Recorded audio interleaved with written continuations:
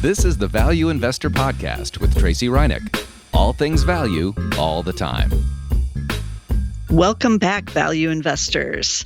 So I was on X the other day and someone posted, who is in the financial advising community, that they had just gotten a rollover account, basically a new client who had $320,000 in their account that they were rolling over from another financial advisor. And which is great, right? This is new business, it's rolling over. But in that account, that person had 237 positions for a $320,000 account. Now, they didn't say if those were stocks, were they ETFs, was it a combination, was it all equities, was some in bond funds? We don't know. But 237 positions in anyone's portfolio, even $1 million portfolio, is just simply unmanageable and not something you should be doing. And I realize I haven't talked about this topic in a while. I have covered it in the past, either on the Market Edge or maybe here on the Value Investor, but we know more is not always better in investing. And one of the greatest investors of all time, Warren Buffett, has talked about this. And from his perspective, he believed you could get diversity with as few as just 3 stocks. Now, for the rest of us, that would be difficult to be able to pick 3 stocks that we thought would outperform, say, the S&P 500, because that should be our benchmark. Because otherwise, why not just buy the S&P 500? And Buffett himself has said once he passes away, if his wife is still alive, he wants any money, that he's leaving for her to just go into the S&P 500. So that's kind of the catch-all and the index that we all try to beat. And so 3 stocks might not be able to beat it unless you have very firm convictions on those 3. And that's always been his argument. If you know your company well enough and you know and believe in what its prospects are, then it should be no trouble picking as few as 3. But for, again, the rest of us, normal humans, really, what studies have shown is that you need to own between 10 and 20 individual stocks to have diversity in your portfolio. And that's to give you some protection in case that one of them blows up, one of them goes under, goes BK, even though you should be keeping on top of it. Sometimes things happen. Sometimes there's a bank that you're not thinking because it's so big that, that isn't going to go under, and then it does. So 10 to 20 gives you diversity, but why wouldn't you want, say, 100 stocks? I know some of you have also tweeted at me that you do have 100 stocks in your portfolio. We also know that one of the greatest kind of mom and pop investors of all time, Ann Schreiber, who I've talked about on the podcast in the past, she was the one who had $5,000, and then 50 years later, by the time she passed away, it was worth $22 million, and that was through investing in individual stocks. But she too had about 100 stocks. But she was retired, and she did consider it her full-time job to monitor each and every one of those. She used to attend the annual meetings in person and go and ask questions. She got all the annual reports, the quarterly reports. This was in the era before computers. Now we can access everything much easier. But it's still quite a feat to manage even just the earnings reports on 100 different companies. Things are going to fall through the cracks if you have that many stocks. And also, it's going to impact your overall return, because let's say you do manage to get one of the red hot stocks in a portfolio with 100 stocks. So I've seen this happen in the past. There's a ETF that owns IPOs. And a number of years ago, when Tesla went IPO, it was in that ETF. I think the ETF holds them for the first 2 years, I think, after the IPO. So they do stay in the ETF for a little while. But when Tesla originally went IPO, it was pretty hot. It was one of the hot ones. Same thing with Facebook, right? Everybody wanted in the Facebook IPO. And so those stocks did real well, although Facebook then just did sell off and was a buying opportunity. But, and then as Tesla continued on and the stock was outperforming even many years later, in a fund that owns, even 50, 60 stocks, we're not even talking 100, that outperformance by, an equal weighted type of situation in like a Tesla doesn't really help you. It could double, but because you have 49 other stocks that aren't doubling, you don't get the full impact of the double when you have that many stocks. It basically waters down your return. Now, I know what you're thinking. You're thinking, I'm a good investor and I could pick more than one. But we know, even from following Warren Buffett's portfolio, how difficult it is to have more than one or even more than, say, 5 of a lottery type stock. And he has a couple in his portfolio, but let us consider the Berkshire Hathaway portfolio and how big it is as well, because there are lessons there. So he had an outsized position in one of his big winners in Apple, and he went in big. It outperformed and then got even bigger in his portfolio. At one point, it was over 50%, and he had to sell some to kind of keep it at that 50% level.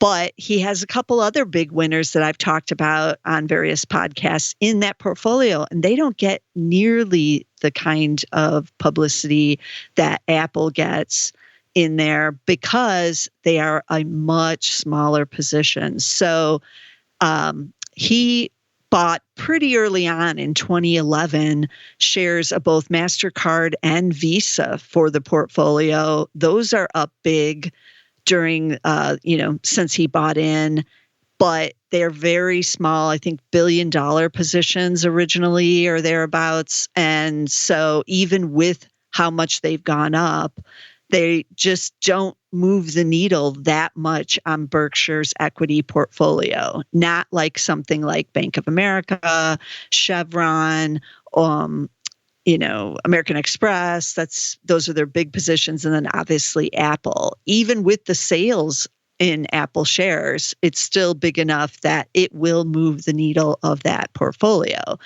So even having, what does he have now? He has under 50 holdings now, but between 40 and 50 holdings, it's still very difficult to manage that many positions and to outperform when you have that many positions. So imagine 100 or 237.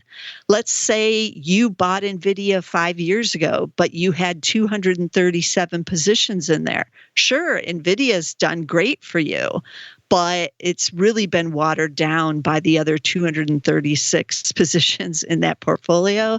So that's why for value investors and any investors, you have to really pay attention to how many positions you have. More is not better in investing. And I know what you're also thinking. You're thinking, because I've heard this from several of you on Twitter, well, there's just so many good stocks and I want to buy them all, right? You listen to this podcast, I give good stock recommendations every week. A lot of Zach's number 1 ranks, number 2, which are the strong buys and the buys. We talk about a lot of really great companies on this podcast and on Zach's Market Edge podcast as well. So it does seem like you could buy many, many stocks, all with good outlooks. But consider your own portfolio. Go look at it and look for overlap. So what I mean by that is, do you own more than one company in the same industry? And is there any real difference between them? Sometimes there is. So, for instance, you might want to own several different restaurant stocks because they're in, different foods or different types of restaurants. You might want to own Cheesecake Factory, but you also might want to own Wingstop, right? So those are a little different type. One is like fast casual, and the other one is mostly delivery and ordering and picking up and having it delivered. So that might make sense why you would own more than one restaurant stock. But I keep getting asked questions from people who I know already own NVIDIA for the AI revolution, and then they're asking me about other chip stocks. Should I own AMD? Should I own Broadcom? They're asking me about numerous of the chips. And really, if you want to own a basket, just buy the ETF. There are chip ETFs. So buy one of those, and then you'll own all of them. But otherwise, there's really no need to own 4 or 5 chip stocks in your portfolio. Again, some of them do slightly different things, cover slightly different industries. The same is true of drug stocks. They all aren't trying to make drugs in the same areas. Some are, in cancer. Some are in that weight loss area. Some are in Alzheimer's. Some are in, name your illness, and they are in it trying to find solutions and therapies and all of that. So there may be reasons you would want to own more than one drug company, but go check your portfolio and really kind of drill down into it. I think most of us would agree that we probably have more overlap than we need. And you can narrow it down. Nothing wrong with being a little bit more heavily weighted in fewer stocks, right? Than, $1,000 in 100 stocks. Again, if you are also just wanting to own 100 stocks, there are ETFs that own that many. You might as well buy that, because then you don't have to do all the work. It's already done for you within the ETF. And also remember, if one or more of the stocks blow up or underperform, they usually just kind of get mixed in with the ETF, right? The whole ETF isn't going to go under because the one bank went under. But if it's just sitting there in your own portfolio as an individual holding, you have a little bit more risk there.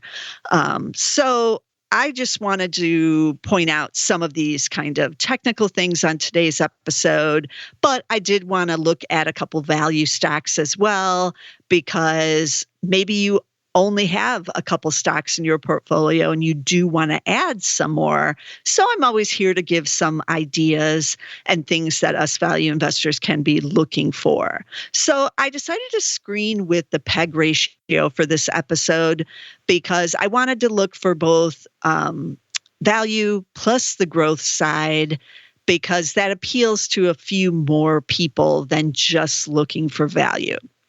So I looked for the PEG ratio screen that's on Zacks.com. This is on the premium screens, and it's a pretty basic screen. It does look for a PEG under 1, and a PEG under 1 means that the price to earnings ratio divided by the growth is in a very undervalued realm.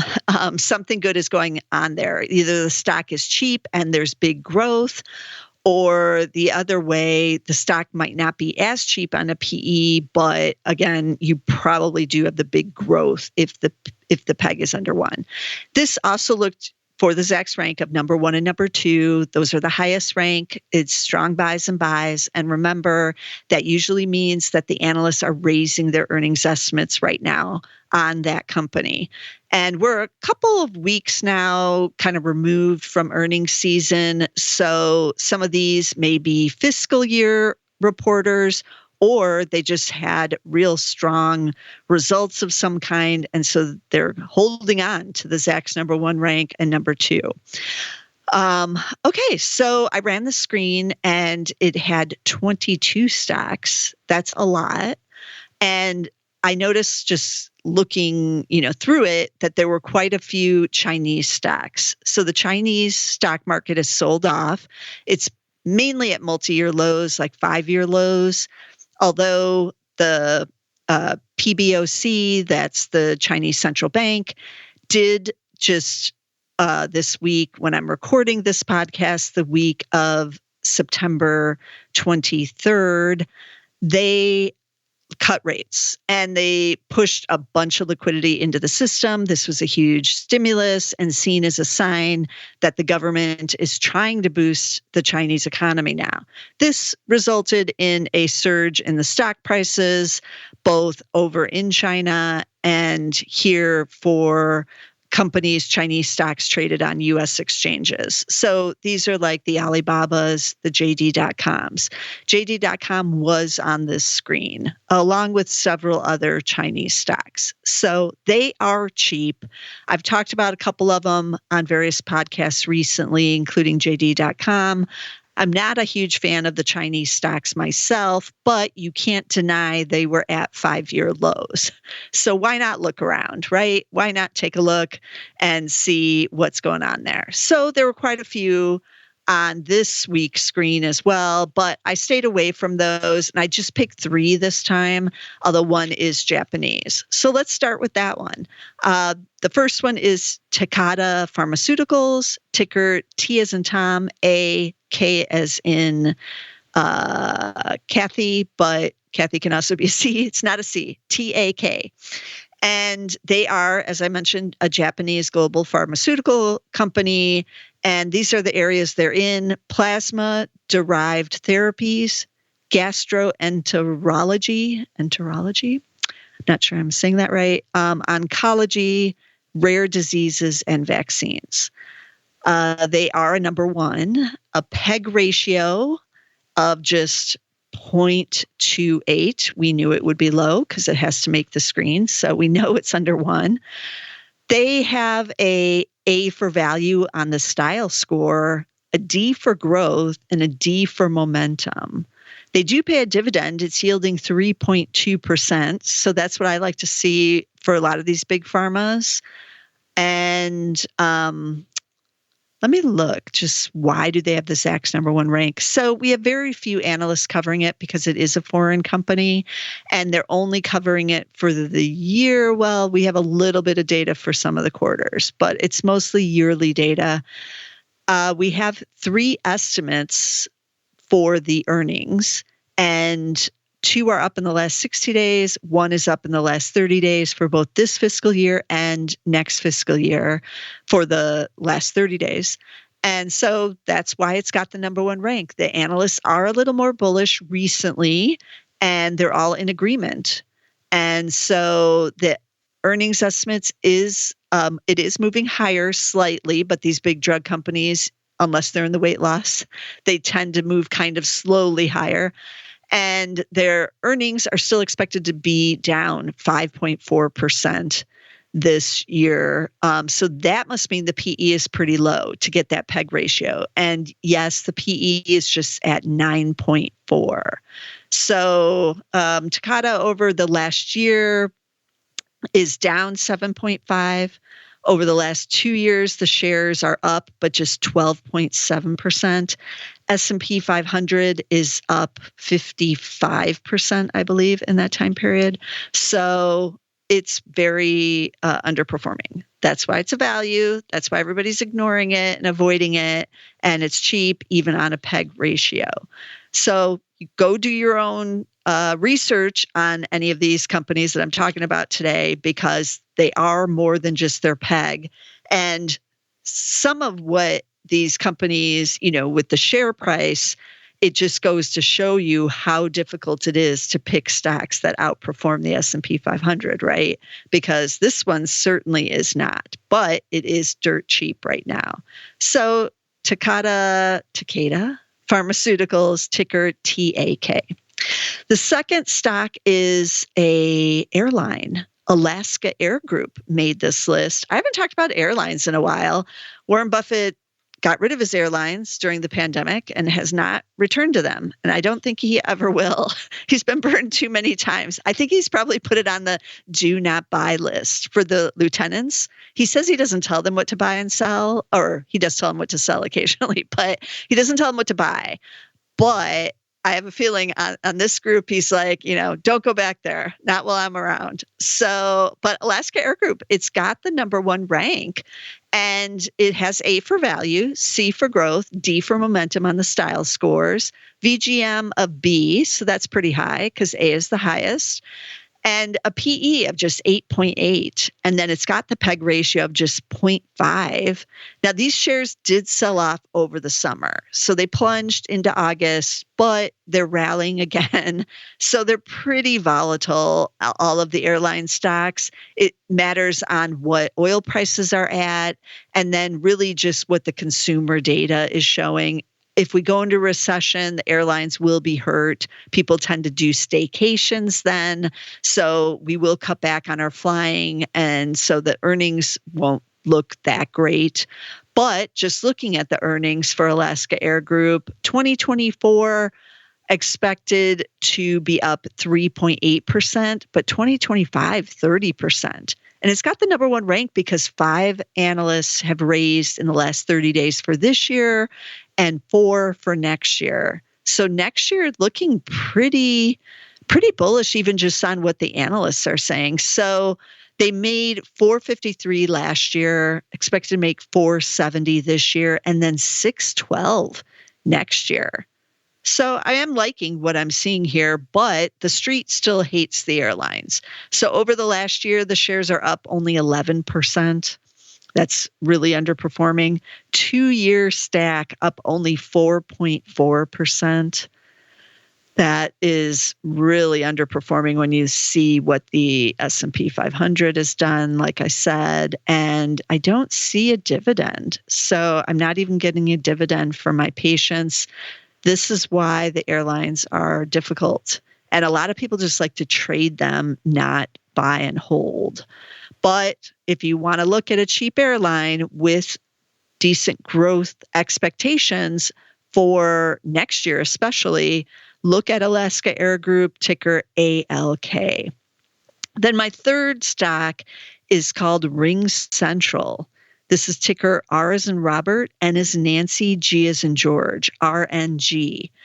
And it's a number 2, but I had to look up what it is because I'm not familiar with Ring Central. I thought maybe it's some kind of techie thing.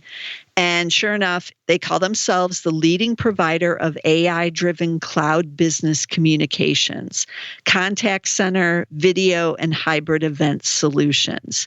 They said they have decades of expertise, so it sounds like they've been around a while. They are a Zacks number 2. They have an A on the style scores for value, an A for growth, a C for momentum, and an overall score of A. They are in the internet software and services industry on Zacks.com. So I wasn't far off. I thought they might be some kind of techie name, and they are. They are on the smaller size. I guess this is a small mid cap or a large small cap, depending on what cutoff you use. But they have a market cap of $2.8 billion. Their forward PE right now is at 8. That PEG ratio is 0.4. So we knew all of that would be cheap. And let's look at see like what's going on. They have the number 2 rank on earnings. So for 2024, 7 estimates are up in the last 60 days. Also for 2025, 1 has been cut, though, on both years. But not a big deal, just probably an analyst trying to get on the right side of whatever the company said in their last earnings. They did meet. No, they beat in 4 quarters in a row. So, but they're not huge beats. They're 2 cents, 3 cents, and 7 cents in there. So beat is good. And so the analysts are kind of, figuring it out. Earnings expected to be up 13%. this year, another 14.7% for next year. So I'm liking all of that. I'm suddenly liking what I'm seeing on this detailed estimates page. And then revenue up 8.8% this year and about 8% next year. That's not bad revenue growth either, especially for what I'm paying for it. I'm paying 8 times and then a PEG ratio of 0.4. So all of that is in line of things I like as a value investor. But again, the street just really doesn't like the stock. Year to date, it's down 9.6. Over the last 2 years, it's down 25%. And during those 2 years, it's kind of just, it's treading water, up, down in a narrow trading range. And again, over the 2-year stack, the S&P's up 55. So you're really underperforming at that point. And that's why it's gotten so cheap. But I'd have to do some more investigation. Why is the street ignoring it? Is it something going on at the company? Is this a turnaround play? Is it just unknown and, nobody on the street is really following it? But I find that hard to believe because we have 9 estimates for earnings. For a company of this size, that's a lot. Usually we would see, 1 or 2, maybe 3, but there's 9. And even on sales estimates, there's 8. So there's a lot of analyst coverage on this stock. So it's not totally unknown, right? But the street and investors just aren't really buying the story. So I'd have to do some more, like I said, investigation to figure out why that is. We tend to do a lot of investigation as value investors, right? Because we are getting cheap stocks. And with the market at all-time highs, it's not cheap.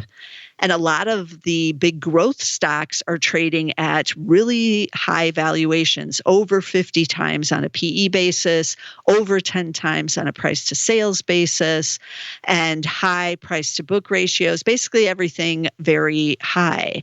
So why, when these are on sale, is no one interested? We have to find out. This is the difficulty of being a value investor. But we love it. We love doing the research and finding hidden gems. I like using PEG ratios because I like to see that growth component. Usually something good is going on if there's the PEG under 1, and it's not just some cheap stock that doesn't have the growth component. That's what I love. These are rare. Again, there was only 22 stocks in this screen. So take a look, do your own screens. You can screen with PEG on a lot. Basically every screener, even Zach's basic screens that are free, have the PEG ratio on there. You can screen with that. Our little added bonus is the Zach's rank. These are all number 1s and number 2s. And so I want to see those earnings estimates on the rise plus the cheapness. That's our little hidden advantage there. So let me recap the stocks I did talk about on this episode. There's Takeda Pharmaceuticals, ticker TAK, Alaska Air Group, A as in Adam, L as in Larry, K, ALK is that one. And then Ring Central, R as in Robert, N as in Nancy, G as in George. Ring Central, RNG. And as always, I try to bring you stocks every week, value stocks. But remember, the goal is not to buy all of them, but to have a well-balanced portfolio and one that you can keep track of and that you do know what is going on at the companies. So you don't need 100 stocks to be a successful value investor or any kind of stock investor. And remember, ETFs are out there. They do make it easy to own an entire group of stocks in an industry you may love. So if you love those semiconductors and you want exposure to it, instead of buying 5 semiconductor stocks, buy that ETF. But as always, always be checking on your portfolio. Make sure you're listening in on the conference calls. Know what your companies are doing. So hopefully there's not too many surprises in the companies that you own, but it also really can't be avoided because there's always surprises in the business world, right?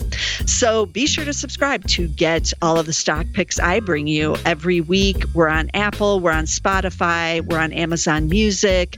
You can get us on YouTube on Zach's podcast page. Just put in Zach's podcast, subscribe over there. You also get the ETF Innovator or ETF Spotlight podcast over there if you subscribe. And Nita's bringing all of these outstanding ETFs every week with some great guests. So be sure to subscribe over there to get all of that. And I'll see you again next week with some more value stocks.